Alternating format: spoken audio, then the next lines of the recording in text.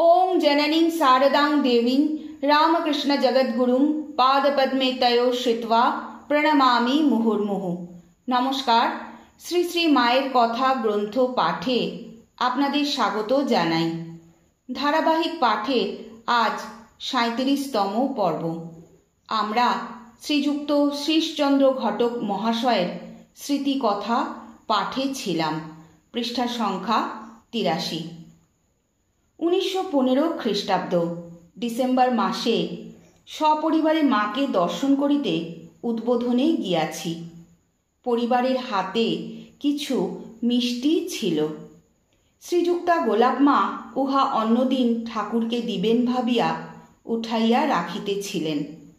মা নিষেধ করিয়া বলিলেন, না গো না, বৌমা যে মিষ্টি নিয়ে এসেছে তা এবেলায় ঠাকুরকে দাও, এতে বৌমার কল্যাণ হবে।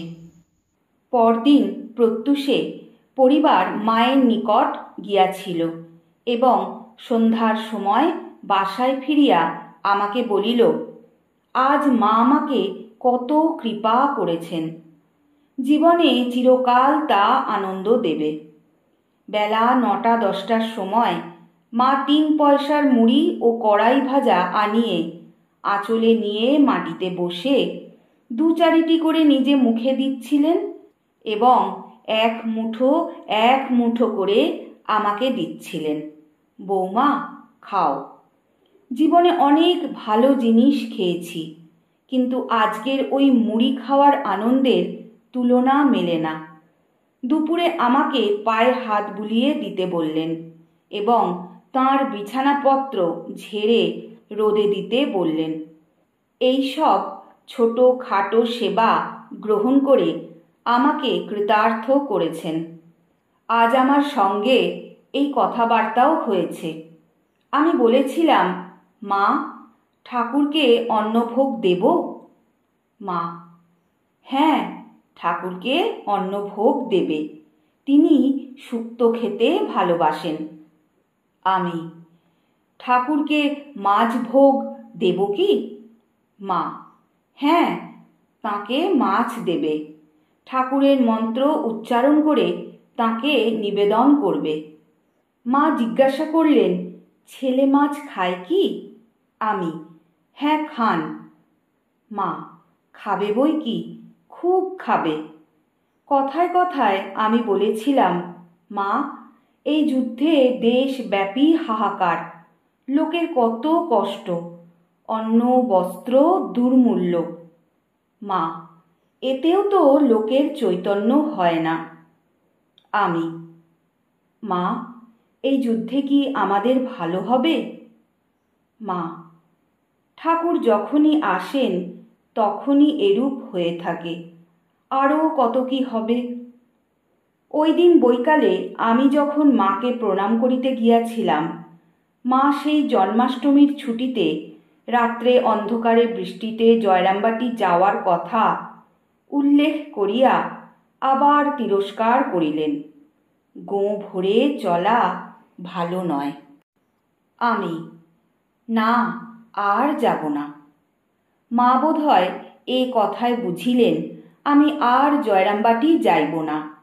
অমনি মা বলিয়া উঠিলেন, যাবে বই কি, বাবা, তোমাদের পায়ে কাঁটা ফুটলে আমার বুকে শেল বাজে।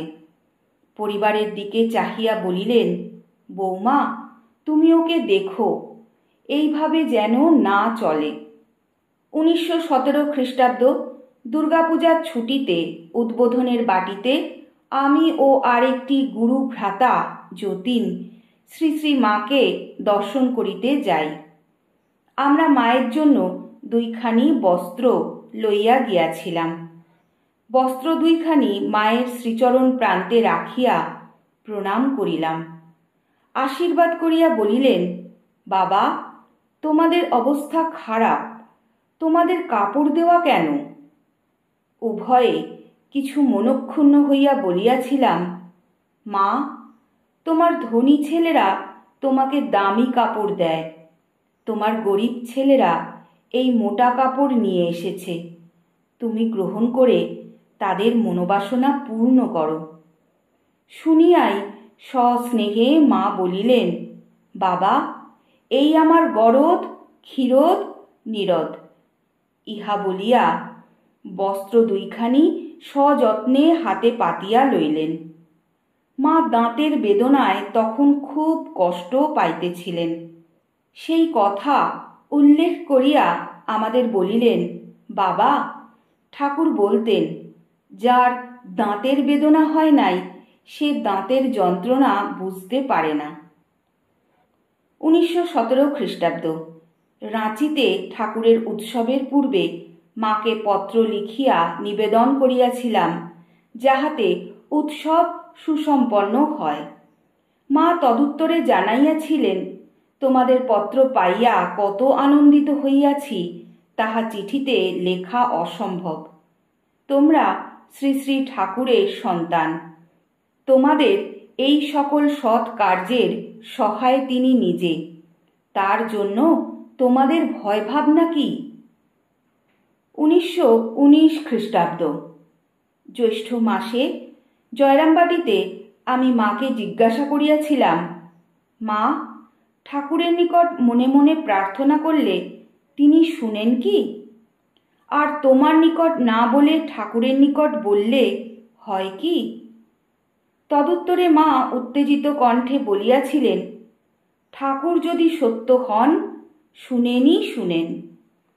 এবারে আমি শ্রী শ্রী মার শ্রীচরণ বন্দনা করিয়া জয়রামবাটি হইতে রওনা হইবার সময় তাহাকে বলিয়াছিলাম, যদি দিনের বেলা বলে গরুর গাড়ি না পাই তবে কোতলপুর হতে হেঁটেই বিষ্ণুপুর যাব মা। মা বললেন, বাবা, শরীরটাকে আর কষ্ট দেওয়া কেন, গাড়ি পাবে। মায়ের কথা ঠিক হইল, গাড়ি পাইলাম। ইহাই দেহাশ্রিতা মাকে আমার শেষ দর্শন। আজ পাঠের এখানেই বিশ্রাম।